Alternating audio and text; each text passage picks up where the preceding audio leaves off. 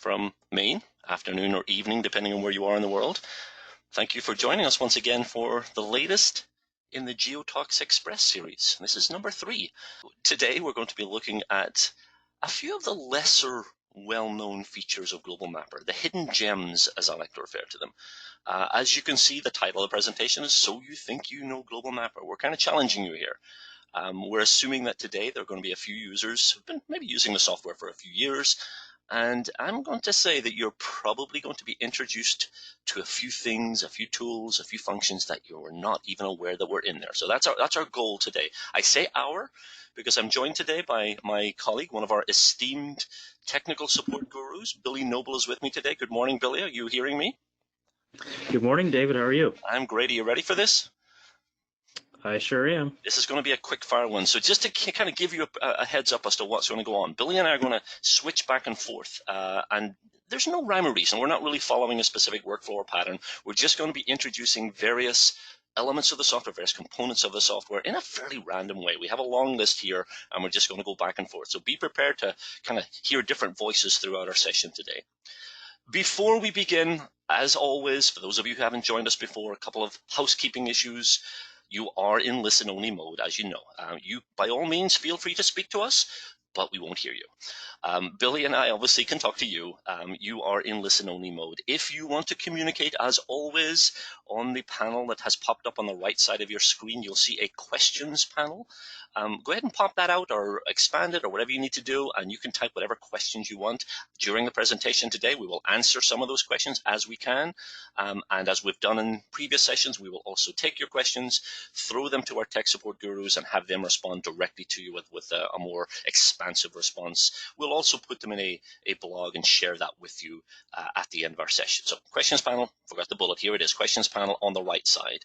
Finally, as always, this is being recorded. Quick check, yes, it is being recorded. And you will get a link to this recording, hopefully within a few days, and you can again watch it at your leisure if you so choose. So by way of housekeeping issues, that's what we have. Let's actually, before we get to our agenda today, I want to remind you of some of the events that are coming up in the next few weeks. We are continuing this series, obviously. Next week is a special one. We kind of inserted this one after the fact. This was kind of a bonus extra. And the motivation behind this one was because we get so many questions during our live presentations that we're unable to answer in real time, just for logistical reasons. So we decided, why don't we just have a question and answer session? So that's what next week is going to be. I believe it's at 2 o'clock. I may be wrong. I should have checked before I came on. But if you go to the registration, you'll obviously see either 2 o'clock or 10 o'clock Eastern US time. Join us, bring your questions. You can either submit them ahead of time in the registration page. There's a place to put your question in. We'll try to answer as many of those as we can, or ask those live questions as well, and we will answer those in real time. There's no theme, no topic, basically open questions for our technical crew. That's next week. Following week, we're going to shift to looking at Global Mapper Mobile, getting outside. I know we're all in lockdown mode of one shape or form, so it will be nice to be able to get outside, at least in a virtual sense. I'm going to take a look at Global Mapper Mobile and some of the workflows in the desktop application that relate to using the mobile app. After that, there will have been a release of our other application, Geographic Calculator, sometime in that time frame, and we're going to have one of our sessions not only talk about what's new, but also talk about some of the functionality for those of you who are not familiar with Geographic Calculator. Kind of an introductory session to begin, and then talking about the new features and functions in the latest release, which I said is coming up very soon. So that is the plan for the next few weeks. Please register for any of these that you want. Registration is open. Go to the website. I will pass that along at the end of our session today. You can go to bluemarblegeo.com and find that as well. As you can see right down at the bottom, there's the URL if you want to jot that down very quickly.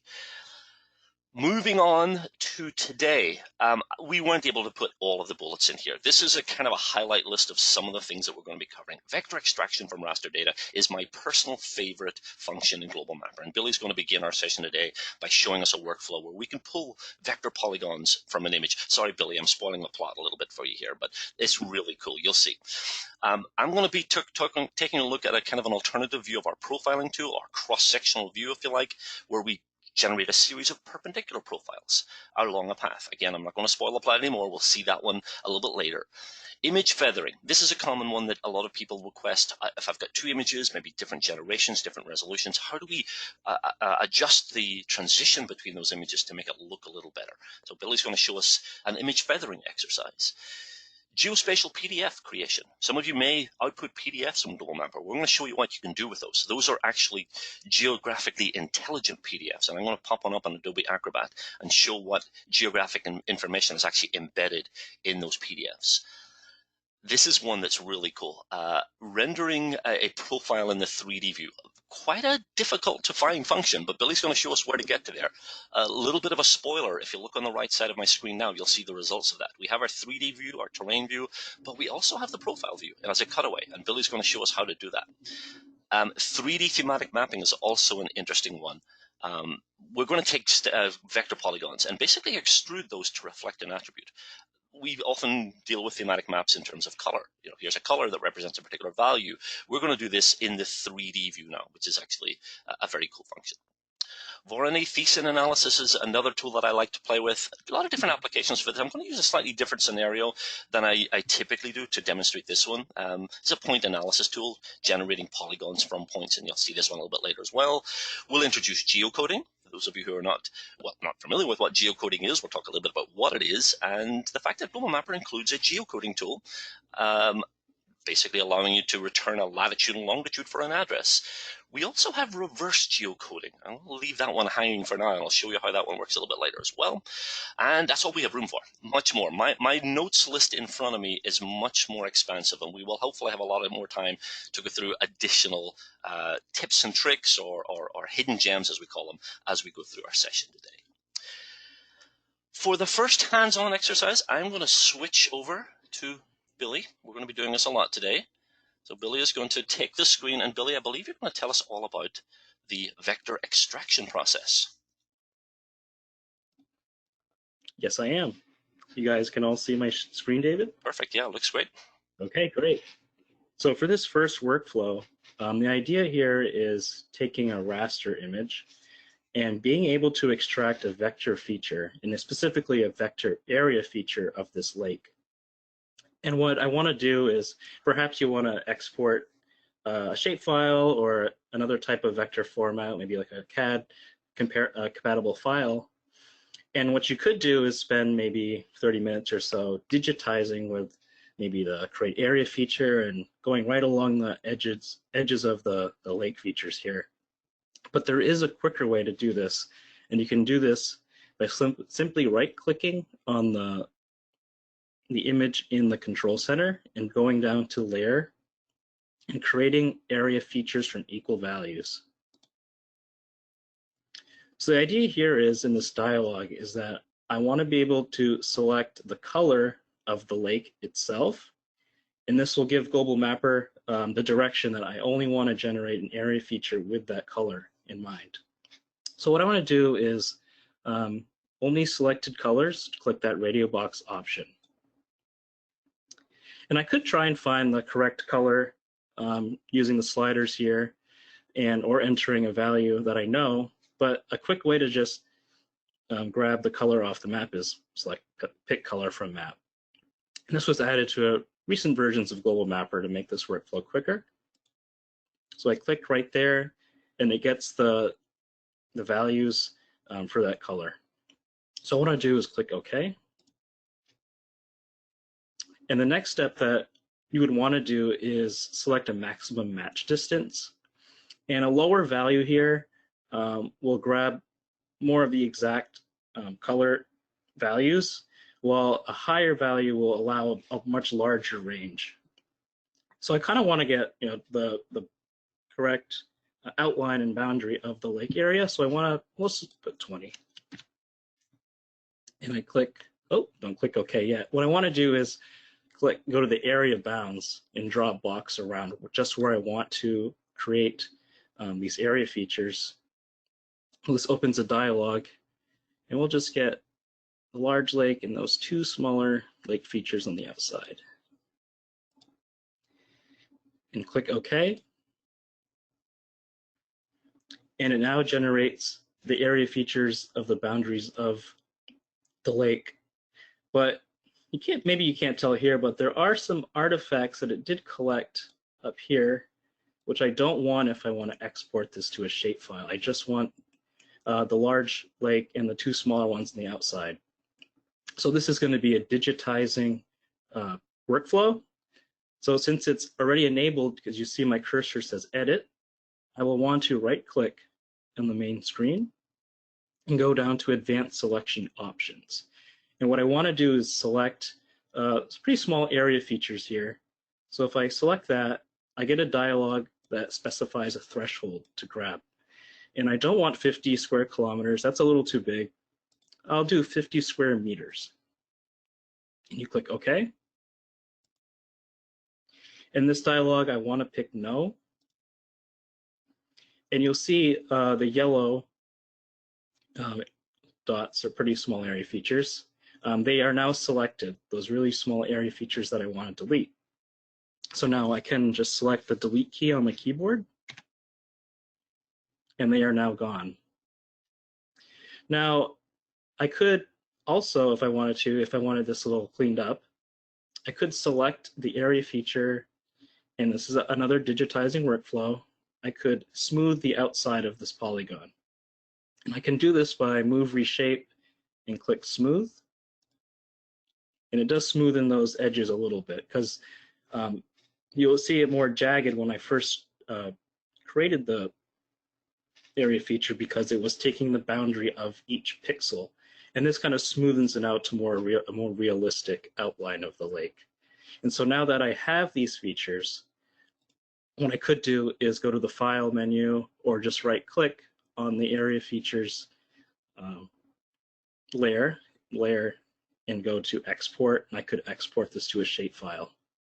So just to quickly recap, what I did is took a raster image with no vectors and was able to extract area features from equal values on the image and turn these into vector features that I can now export and share with other people or use in a project at a later date. That's actually, yeah, this is a very useful one. Thanks, Billy. And we had a couple of questions that I think you already answered. Somebody asking the question, can these vectors be exported? And you addressed that one. Smoothing, the process of smoothing, basically it inserts vertices. You can repeat that process. In fact, in the favorites menu up on the top left corner, you can actually go and find that smoothing will be added to your recently used tools.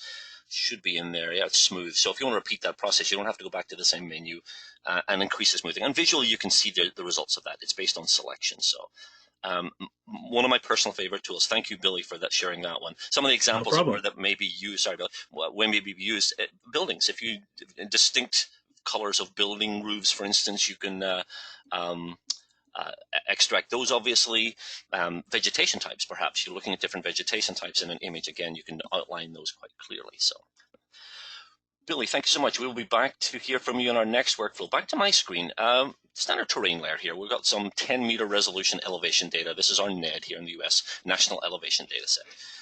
What I want to show you is a slight variation on the profile tool. Profiling, very quickly, to give you a quick demonstration, is a function that lets you draw a cross-sectional path through the terrain, or indeed through a point cloud if you have the LiDAR module. And you'll see the results down below. I'm just going to dock this right below, and you see there's my cross-sectional view of that little mound right there. Quite simple. The alternative workflow that I want to introduce is the process of creating a perpendicular profile. The perpendicular profile allows me to define a path, and based on that path, create a series of perpendicular profile lines. That's a setting that can be applied with the profile tool. The easiest way to get there with the profile tool activated, as noted where my cursor is located, we simply right-click on the map and go to Settings, Path Profile Settings, and specifically top right corner here, we see perpendicular profile as a checkbox, which we will enable. We can determine how closely spaced those perpendicular profiles are going to be, either based on a number extended throughout the length of the line I create, or a specific distance. I'm going to use the distance option, and I'm going to space these 10 meters apart. As I draw my line, there will be a profile every 10 meters. The other thing we need to define is how the actual length of each profile. They're going to be perpendicular to the path I generate, but how long are they going to be? And for these, I'm going to make them 2 kilometers. So that will be actually 1 kilometer on either side of my line. We'll click OK. With these settings applied, and I'm just going to do this for a very short section of this river channel right here, because it's kind of an interesting visualization of the surrounding terrain. You'll see as I draw the line, I'm drawing the yellow line in the middle, and as I do, that buffer appears from the line I'm creating. So I'm just going to finish right there. Again, I'll dock the profile window below, and you'll see the first profile. You'll notice even as I move my cursor within that window, the red X denoting where I am in the main map view. To transition to the next profile, which we know is 10 meters further downstream, we can simply use this little arrow. As you can see, I'm transitioning through my profile views, and I can even use the arrows on my keyboard to do the same thing. I'm just literally clicking the arrow on my keyboard. I can even hold it down. I'm not sure if this is coming through in the streamed version of the broadcast, but it looks like an animated view of the terrain. So each one of those views is an individual cross-sectional profile, 10 meters spaced along the extent of that initially created line. I'm looking at my questions here. What happens if the profile sampling distance is smaller? Smaller than I'm looking at the question here, Billy. I'm not sure if you're than the resolution. It really makes no difference. Obviously, the distance can be whatever you want. If it's smaller than the data resolution, you're going to get repeated profiles. Another question is how can we export these? Are there export options? And there are. If I right-click in the profile view, we have an option here on the file menu to initiate an export to a number of different formats, bitmap, etc. But I can also export these to a line layer. Each of these individual profiles can be its own vector line, in 3D vector line. So I'm going to actually do this right now. I'm going to generate a new layer with all of the profiles. We'll click OK. And it should eventually add it. There are 384 of those individual profile lines based on my the path I created. I want to turn off the original. I'm actually going to close my profile view here. I'm going to close that as well. And final thing I'm going to do is turn off my labels for this layer, just to clarify what we're looking at. So again, each of these lines, and you can see basically where I put my vertices. That's why we have these straight sections and a little bit of overlap. But if I pop up my 3D view now, this gives me a really interesting perspective of the terrain. And you can see the value of this. I'm going to pop up the exaggeration as well, just a little bit. You can see these individual 3D line features now, denoting the individual profiles spaced 10 meters apart, and obviously putting additional vertices in there will help to keep that nice and smooth. So again, perpendicular profiling, the ability to generate not a single cross-sectional view, but a series of cross-sectional views transitioning through the terrain. And you may have seen some of our presentations where we actually use this function in the context of the LiDAR module, but doing this with the LiDAR data allows you to trace basically features that you can recognize within a point cloud. So David, a common question I get from these, can I actually export these to another format, say to use in CAD? Well, once again, yeah, absolutely. Once again, the output of this, similar to what you did in the previous scenario, I generated vectors through that export process, or through that saving process. So these are individual vector lines. We can see each one of them here. They are 3D lines. So yes, absolutely, they can be exported as 3D line features in whatever vector format you want.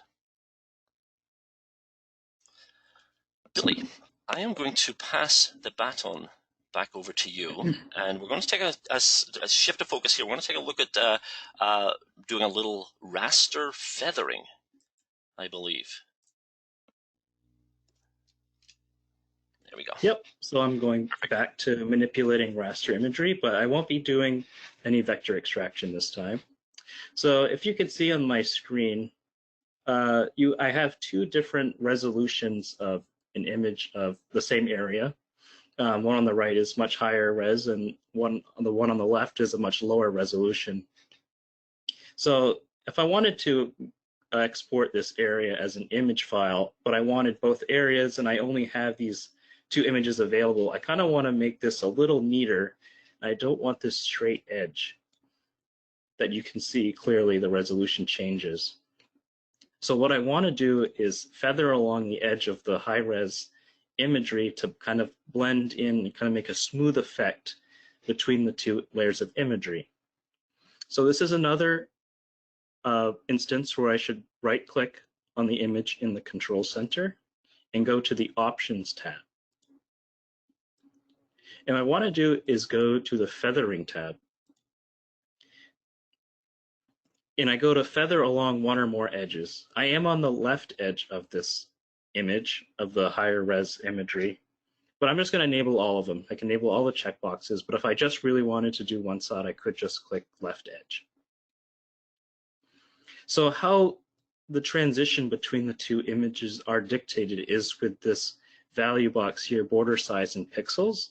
With a higher value, you'll see the transition start a lot farther apart or farther away from the edge of the high-res image. In a very small value, and my example is going to be 10, as you can see a sharp transition quicker. So let's do 10 and click apply.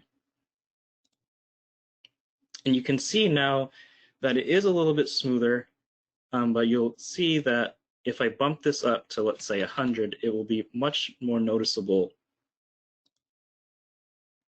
So now you see the transition isn't quite as obvious as the transition of the opaqueness to the more transparent on the outside of the layer is a much wider area in pixel size on the image.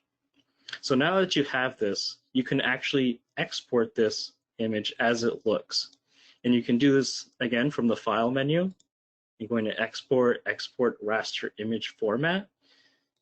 And when you load this back into Google Mapper or another software that you want to view this imagery in, you should see exactly how this image looks, because I went to the Feathering tab in the Options menu of the raster image. And if I go back to Don't Feather and click Apply, it goes back to the hard edge.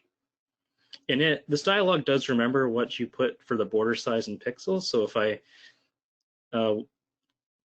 messed up and clicked the wrong radio button, I can just click it again, click Apply, click OK, and now I have my feathered border of the high-res imagery to the low-res image.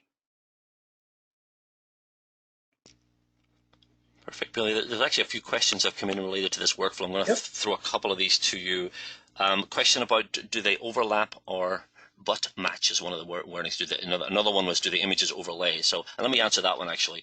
In order for this to work, there has to be overlap in the images, because what happens technically is that the image that Billy applied this setting to has a gradual transition from opaque to transparent over the course of those pixels. So yeah, they do have to have overlap. Billy's using the image swipe tool now to pull back the image that's sitting on top to show what's underneath. It does not work with the budding images, in other words, because it will basically create transparency to nothing behind the scene. They do require overlap. Does it work with elevation data is another question coming from Paul here. Absolutely. With a gridded data set, it works differently, obviously, because you're not aggregating the colors, but you're actually aggregating the elevation values themselves. And there are some workflows that we have on some of our online webinars that we've actually shown that. Maybe if we have a chance today, we actually might want to show that one if we've got time at the end. But yes, it will work with any raster data, obviously with elevation data a little bit different. So keep those questions coming. We'll answer as many as we can. And again, if we can't get to them during the session, we will answer them after the close of the presentation. Once again, thank you, Billy. Yeah, no problem. Let me take back the screen once again. And we're going to take a look at generation of a PDF. As I mentioned in the intro bullets, this PDF specifically is a geospatial PDF. All of the PDFs you generate from Global Mapper retain their geographic intelligence. So what I'm going to do here is simply go to the export area, and you'll actually see a couple of references to PDF here. This is what we're going to use in just a second, the standard export PDF file. But if you go under 3D format, I'm not going to go there, but if you go under 3D format, you will also see an option to export a 3D PDF, which is really cool. I think in one of our future sessions, we'll actually use that in the context of some terrain analysis functionality. It's a great way to visualize the 3D environment in a PDF. But for today, let's use the standard export. Now, I like to think of a PDF as being the epitome of interoperability. Anybody can open a PDF on any platform. And so being able to generate a map in that format for sharing with your clients, your customers, your boss, whomever, it doesn't require any specific software on their end. So it's a great format. And again, these PDFs that we're generating in Global Mapper are a little bit more than just standard PDFs in that they do have the geographic intelligence. So I'm just going to quickly generate a small section here, just a little bit of my neighborhood here. We'll click OK. Oh, and you'll notice, by the way, without introducing the data formally, we've got a few different layers here. We've got some roads, we've got some property boundaries or parcels, and we have an underlying raster image. They're all going to be part of my PDF.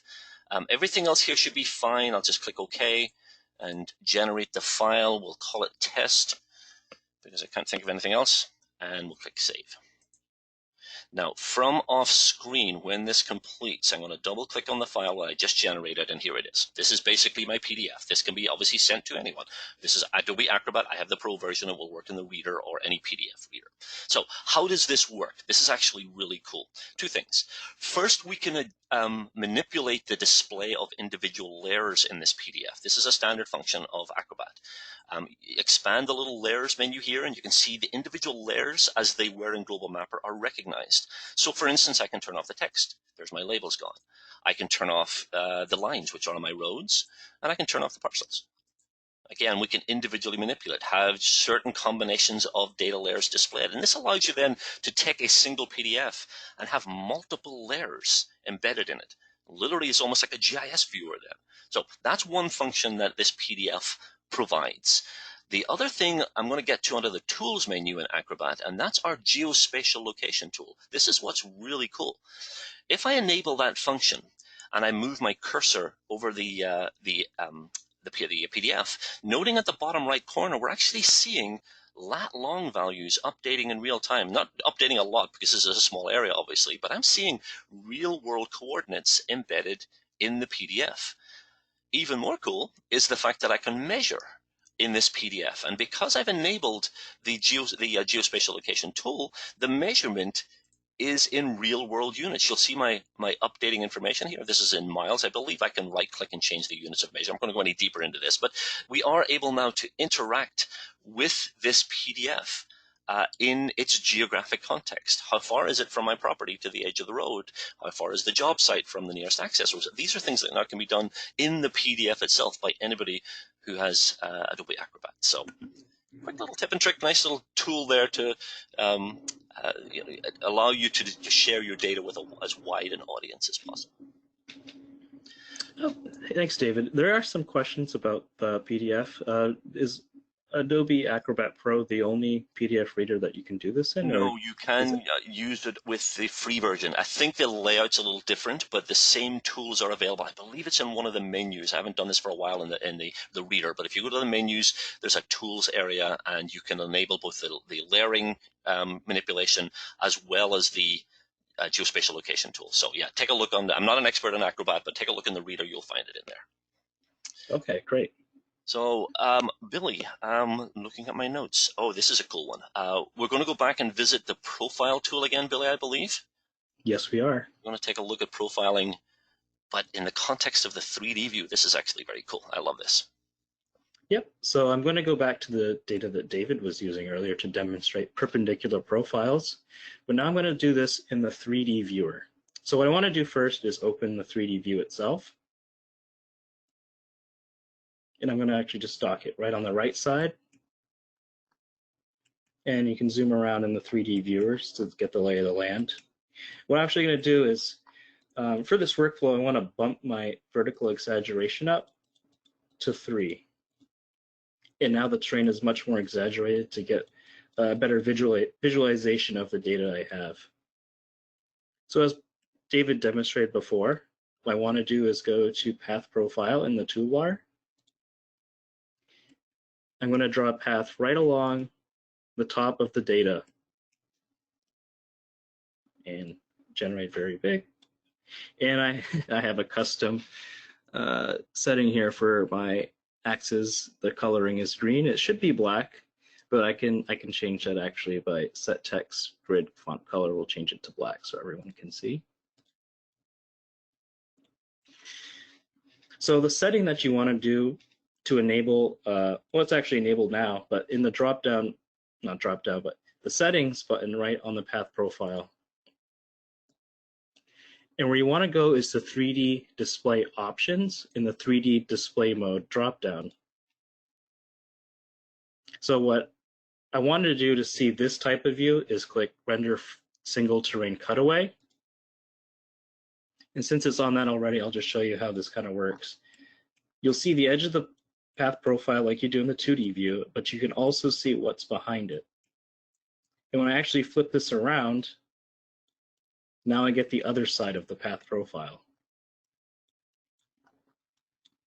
So the other option by default is typically render path profile only.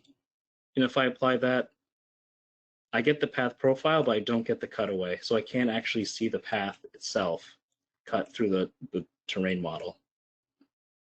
So once again, if I want to see that edge, you go to the path profile settings and click the drop down to render single terrain cutaway under 3D display options and 3D display mode.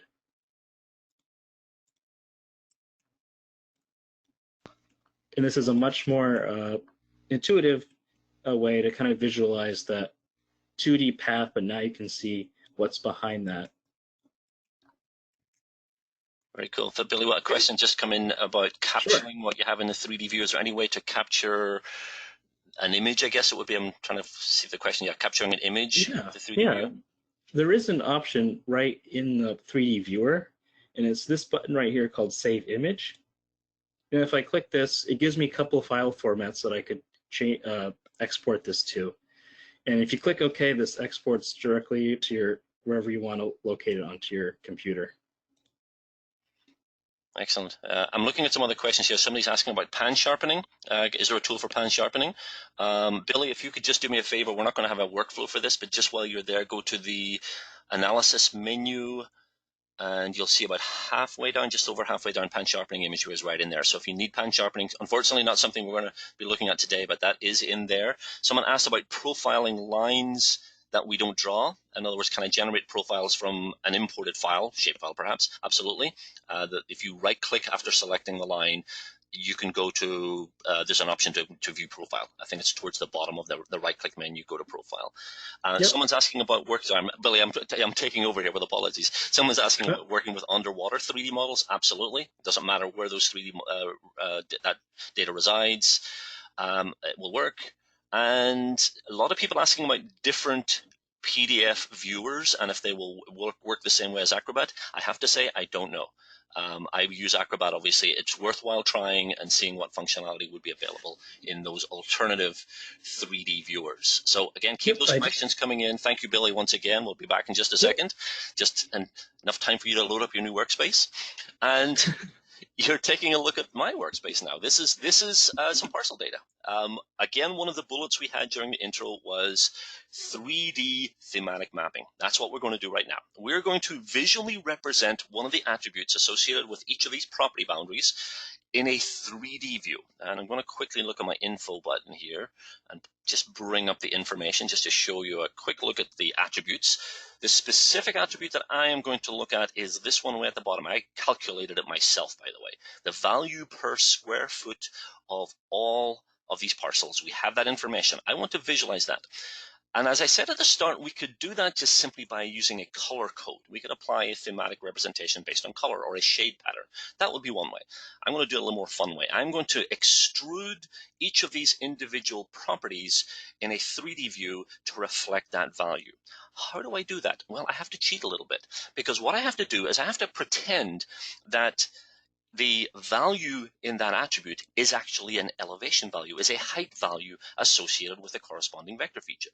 And you can do this with any data. Any value, any numeric value can be assumed to be a z value and thus rendered in 3D. Simple change I need to make to this data. Just double click to bring up the options for my parcels there. There's a tab in there, relatively new. We added this a few versions ago, elevations. And we're going to talk about modeling models in just a second, but what we're doing specifically is just defining which of the attributes in this layer is the elevation attribute, which defines the z value. And you'll see it uses default. There are some attributes that it will assume are an elevation value. If the attribute is called elevation or height or depth, those will happen automatically. It will automatically recognize that as the z value. In our case, we don't have one of those, obviously. So what I'm going to do is manual. I'm going to choose the value per square foot. If I remember my attributes here. I'm looking, there we go, right there, under the V's, of course. And that is now my Z value. And we can assign a unit. Now, really, this is not relevant because it's not a meter value, but this is going to reflect how much it extrudes from the terrain. So changing this from meters to centimeters to decimeters, etc., will adjust the level of extrusion. You can also do that by increasing and decreasing the vertical exaggeration in the 3D model. So multiple ways of adjusting the visualization. So with that said, we'll click OK. And obviously nothing changes in the top-down view. We're not seeing that thematic representation. We're seeing all the same color. With drums rolling, if I pop up the 3D view, you can now see the same data extruded. I think my exaggeration set a little bit high here. Yeah, it's up to 3. That's too much. Let's bring that down to 1, a 1-to-1 match, and there we go. This is now a visual representation of the value of the properties per square foot. I'm not sure what's going on with this building. Obviously a high demand building right here, or property. But as you can see, it gives us a really interesting way of visualizing our vector data, in this case our polygon data, simply by addressing the fact that we can represent these in the 3D space.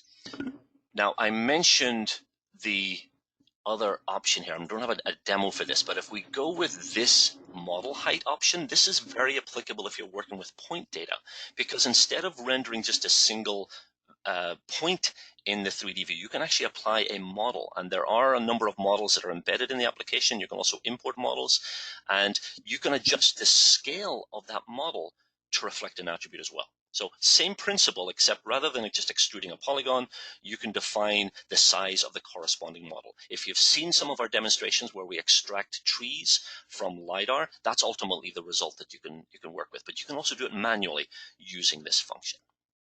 So, Hey, Dave, this is a good question. Thematic mapping. Sorry, Bill, go ahead. Oh, it's a good question here. What if you want to maybe change the parcel colors based on a certain value, so they're not all blue? Maybe that would be the standard way of doing what I described, which is our thematic mapping. Yeah, apply color styling based on an attribute or name value. Absolutely. Yep. In fact, I think I'm going to actually do this if we have time. We're quickly running out of time, but one of my workflows coming up, I'm actually going to do a little bit of thematic mapping. So we'll actually demonstrate that process. So with that noted, and with our time being against us here, Bill, I'm going to switch over to you again, and yep, you're quickly going to tell us about some custom keyboard shortcuts. Yep, I am. So you can digitize area features, and there's an option if I want to digitize a building, I can digitize, try to exactly match the outside. But there is a quick option I can show you as an example, is creating a area rectangle with 3D point draw where all the corners are perfect 90-degree angles. The example I'm going to use is going to be generated from this favorite shortcut keys option drop down here, where I go to setup favorite shortcut keys.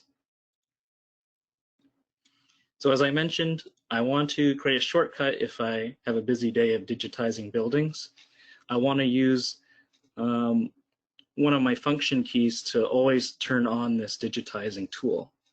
So let's see, create, I think it's create rectangular, square, rotated rectangle area, 3-point draw.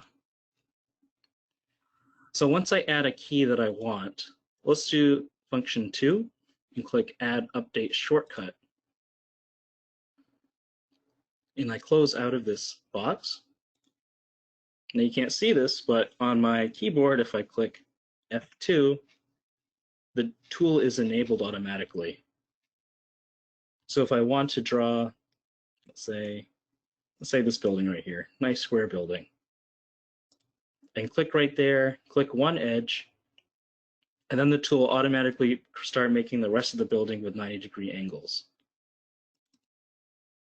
If I wanted to put this in a layer with its own name, or just click user created features, there it is. So the idea of this tool is if I have a function that I want to digitize all day, and I don't want to keep going to the right-click option menu to create area features, I have this shortcut key where I just add it to the setup favorite shortcut key. It's F2 if I want to change that. I can update the shortcut and change it to F3 if I wanted. But the idea here is that now on my keyboard, if I click F2, that tool is always going to be available. Very useful indeed. Keyboard shortcuts, if you want to simplify your workflow, streamline your workflow, I wouldn't get carried away, as I think we've mentioned this in other contexts before, but assigning 30 keyboard shortcuts might not be the best idea. You have to memorize all of them, obviously. So maybe 10 or so, 5 to 10, based on functionality that you typically use. So thank you, Billy, once again. Yep, no problem. Yeah, let's continue here. Again, keep those questions coming. I know Billy has answered a few in the text box itself. Those we don't have a chance to answer, we will make sure we follow up with you directly. Some of the questions and answers will be a little longer than we can cover today. So we have moved to California. What you're looking at on the screen here is some point data. These are weather stations. And if I pop the information up for a weather station, we have some very basic information. Average temperature, maximum temperature, and precipitation. I want to take a look at this precipitation value specifically in this workflow. Now, when I finished my last little section, Billy mentioned about creating a thematic representation of a value or an attribute, which I said I was going to do, and here we are. We're going to create a thematic representation of rainfall distribution throughout the state of California. We have point data to start with.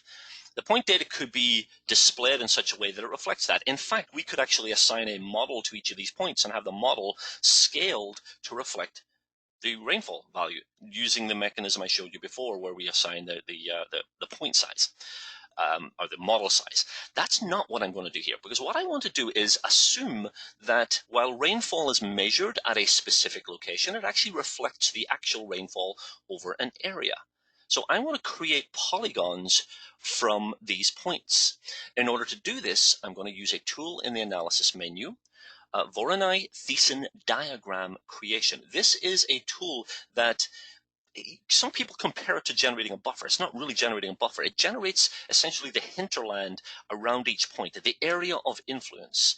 Every location within each polygon I'm going to represent will have the corresponding point as its closest point. Easiest way to actually describe this is to see it in action. So to begin this process, I'm going to first use my digitizer, selecting the outline of California, because that's the extent of the analysis. This gives me the option to constrain the analysis just to the extent of the state. So with that selected, again, back in my analysis menu, we'll choose that option. Very simple dialog box. Option to create polygons or lines. I want polygons. Option to generate a boundary. Don't need to. I already have the boundary. I do want to define what those bounds are, though. And this is a recurring dialog box you'll see throughout the application, where we can constrain whatever it is we're doing to a defined extent. In my case, it's cropped to my selected polygon or area feature. We'll click OK. Everything else here should be as needed, and we'll click OK again. And when this completes, we will have a new layer in the control center, and we will also have a series of polygons. Again, each of these polygons represents the area of influence of the corresponding point. In other words, if I'm standing right here, if you can see where my cursor is right in the middle of the screen, at this point, my closest point is this one. Again, over here, my closest point is this one. There's actually two that are very close together here. Each of these represents an area defined by the influence of that point. That's the modeling tool. And this can be used for a lot of different applications, for retail analysis, for school zones, for things like that. But in my case, I'm actually going to do something different, because one of the consequences of generating this model is that the polygons that were generated inherited the attributes. Oops, I selected the outline of the state. Let me close that off temporarily. There we go. Let me try that again. If I select the polygon, there we go, I get the same attributes. I have the same information that was associated with the corresponding point. So now I can create a visual representation of rainfall, in this case, based on the polygons. I'm going to do that as described previously, this new layer that I've created. I'm going to double click to bring up the options. Specifically, I'm going to go to the Styles tab. And as I mentioned previously, I'm going to apply the styling based on an attribute.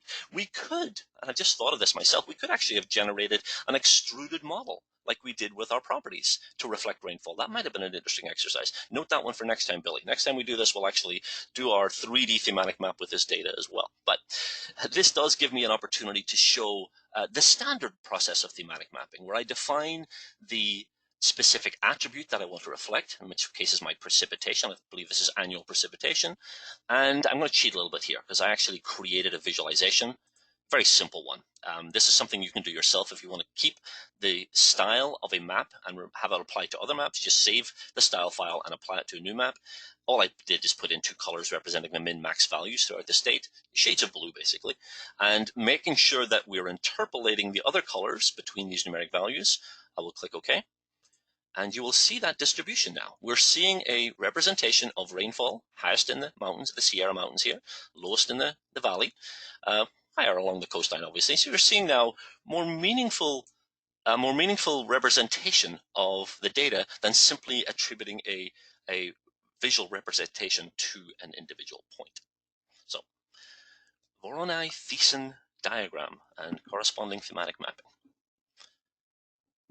Hey, Billy. Can I also export? We're exporting is a common theme here, absolutely. Yeah, that's another question about that. These polygons, any of these polygons we generate, any of these vector polygons, when they're in Global Mapper, can be exported to any supported vector format. I've noticed a few questions as well on people referencing data that was generated outside of Global Mapper. DEMS, for instance, does it have to be generated in Global Mapper to work with the profile tool? Absolutely not. If you have your own DEM, from whatever source, Global Mapper can work with it in the same way as if it was generated in the application itself. So, Billy, I think we have time for a few more here. Let's pass the screen over to you again. And why don't you tell us a little bit about blending? This shouldn't take too long. I want to stay on the raster manipulation theme here. So in this demonstration, what I have is an elevation model behind this topo map from the USGS. And I can actually show you that it's hiding behind here using the image swipe tool, as I mentioned earlier. And I want to use the Gardner.tiff, which is my topo layer.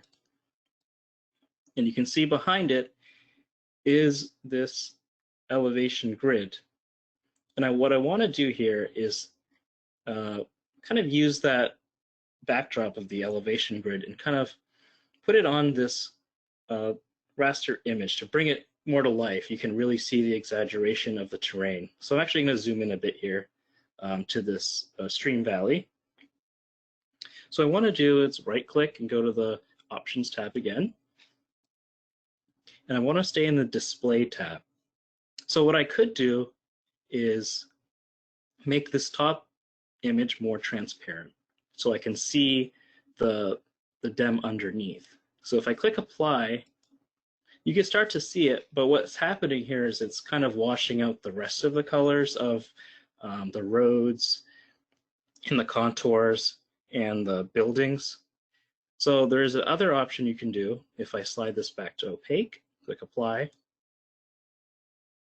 I can go to the blend mode and go to multiply. And clicking apply here, you actually see that the colors aren't lost of the other features other than the white background of the topo map, but now you can really start to see the shadows that are being put on that layer. So if I go back to no blend, there's actually another option that quickly does this for me without having to go to the drop down, is clicking texture map. So if I click texture map and click apply, you can also see the DEM coming to life on this image layer. So I'll uncheck the box, click apply.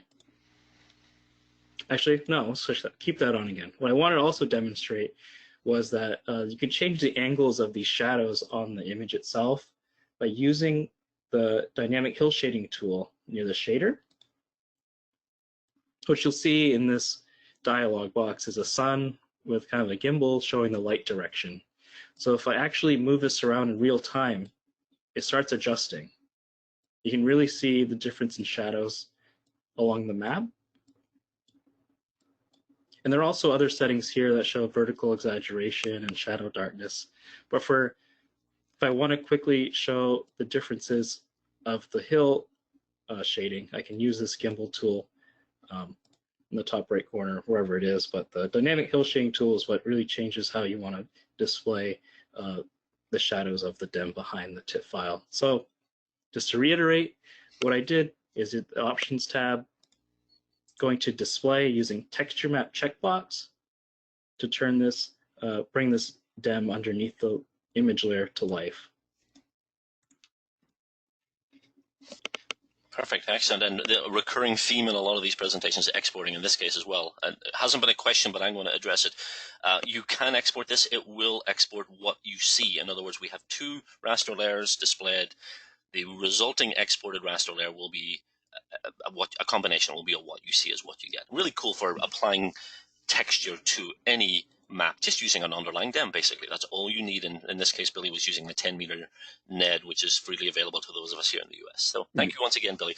We're going to run out of time here very quickly. I do want to conduct a very quick poll before we continue. This will only take a minute. We're always interested in finding out who's joining us today. So let me take back the screen, and you're going to be asked a question. This is your chance to participate.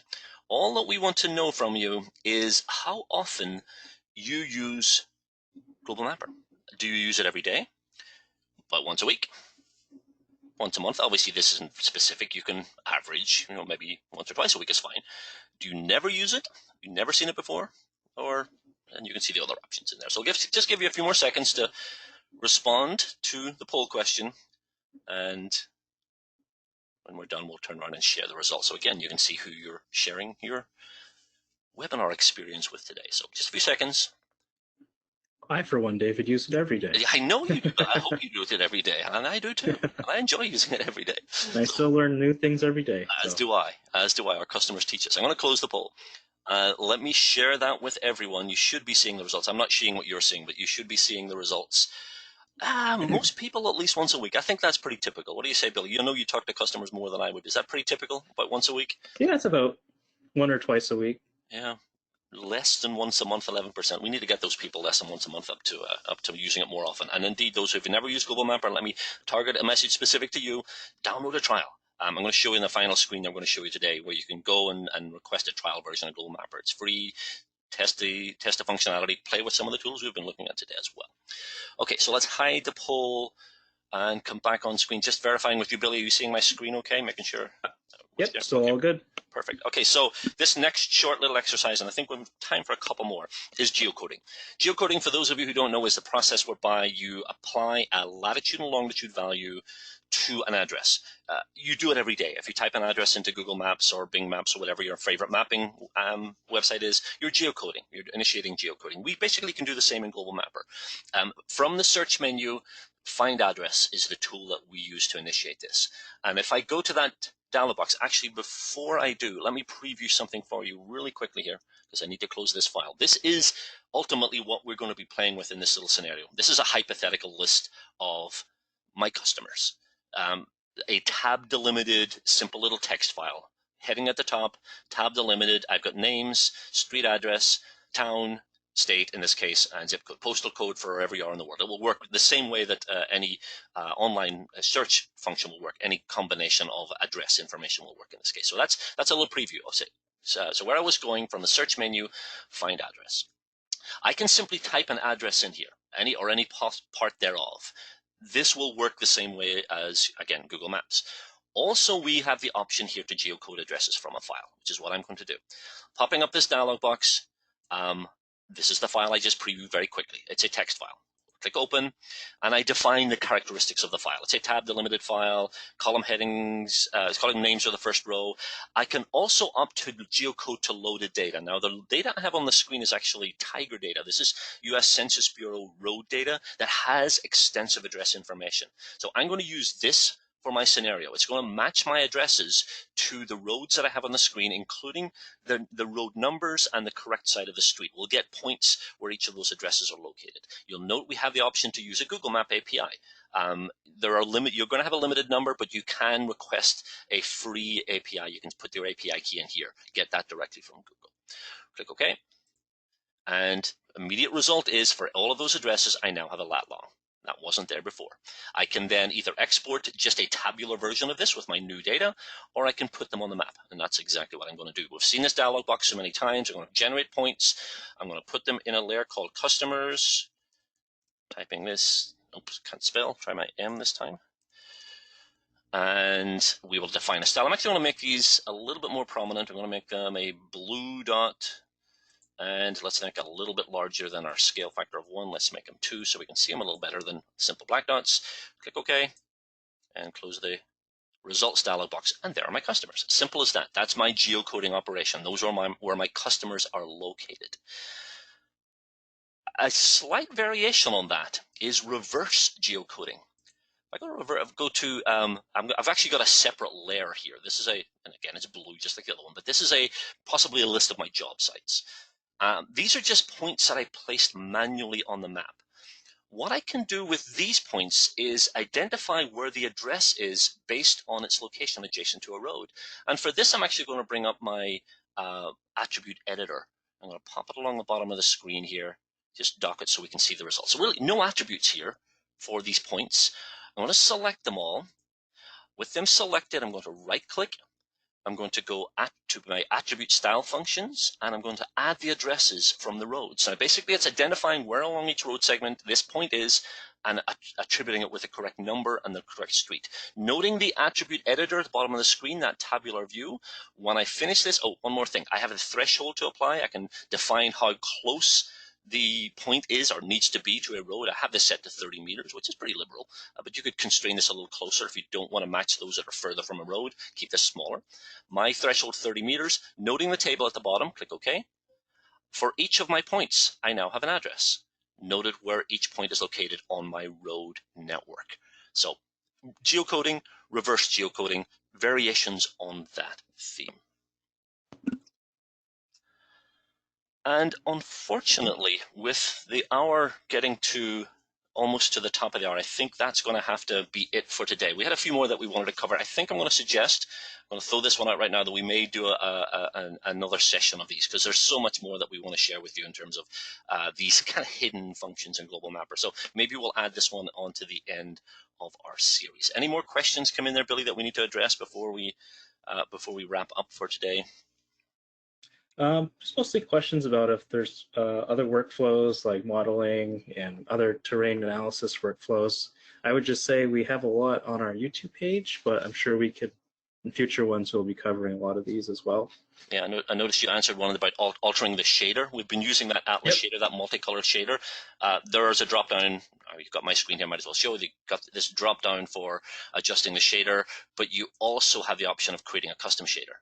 Basically go to town with whatever colors you want, so you're not constrained by what's available by default in the application. So any other questions that were there that we did not have a chance to address today, with apologies. There was a lot of people here today, but we will, I promise, follow up with you directly, and we'll also publish the questions on a blog, so everyone that attended today can see all the questions and all the responses. So I think at the very least we got through this list, Billy, and a few more on top of this. So hopefully most of you learned a few things that you weren't aware of in Global Mapper. Just to formally wrap up, again, a word of thanks. Thank you, Billy, for helping me today. This was Billy's debut. I think you did a great job, Billy. Thank you so much for helping. And thank you all for attending. Obviously, it wouldn't be the same if you weren't here. We're really seeing a tremendous amount of interest in these presentations, and we're obviously going to continue them as long as there's people that want to attend. If you have specific questions about anything you saw today, and obviously if you're watching the recording and have not had a chance to type in those questions, a couple of email addresses here, orders@ and geohelp@bluemarblegeo.com. If you are a new user, some of that 11% who have never used Global Mapper, I'm going to recommend you go to the website you see at the bottom here, bluemarblegeo.com/trial. That will give you all sorts of information about downloading a trial, how to maybe request a demonstration from one of our gurus, all sorts of options for learning more about the software, perhaps in the context of how you anticipate using it. Next time out, a week from today, we'll answer all of your questions. And we got so many questions today, we're going to get even more next week. So we're going to have a crew in there. I'm not sure how many we'll pull in to help, but we'll have a number of people in there answering questions. But for today, Billy, thank you so much for your help. Yep. Thank you, David. And for everyone else, thank you for joining us, and we'll see you next time.